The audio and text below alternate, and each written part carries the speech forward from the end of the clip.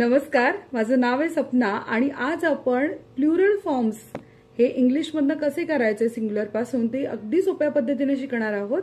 सुरुवात करूया. बघा, पहिला नियम आहे just at the nouns that ends in any consonant. Consonant म्हणजे काय? व्यंजन.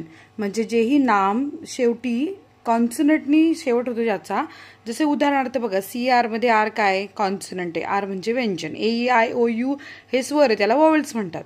DOG डॉग, डॉग्स होतं. कार्स होतं. बुक के हा कॉन्सनंट आहे म्हणून बुक्स होतं. The noun that ends in, आता जी नामं आहेत त्याच्या शेवटचं जे अल्फाबेट आहे ते S, double S, Z, double Z, X, SH, CH, O यानं होतं त्याच्या शेवटी आपल्याला ES हा प्रत्यय लावावा लागतो बरं का. चर्च मध्ये CH आलाय, चर्चेस ES प्रत्यय लागतो.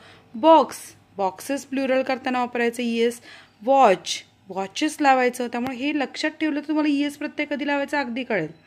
The noun that ends in F or FE, erase the F and write VES.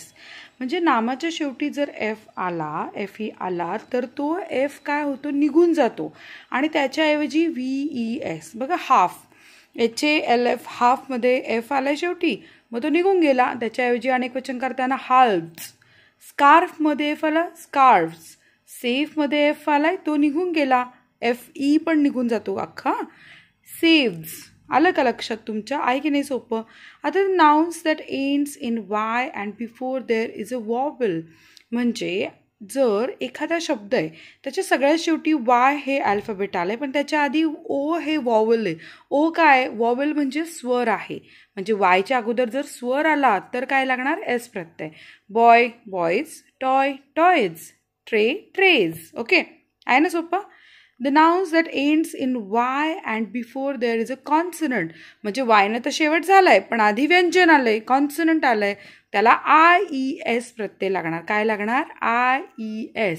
बेबीच्या आधी B हा कॉन्सनंट आहे म्हणून बेबीज आणि बेरीच्या आधी R हा कॉन्सनंट आहे म्हणून बेरीज. आहे की नाही सोपं? आवडला असेल व्हिडिओ तर नक्की लाईक करा आणि सिंग्युलर आणि प्लुरल फॉर्म्स इझिएस्ट वेनं करा.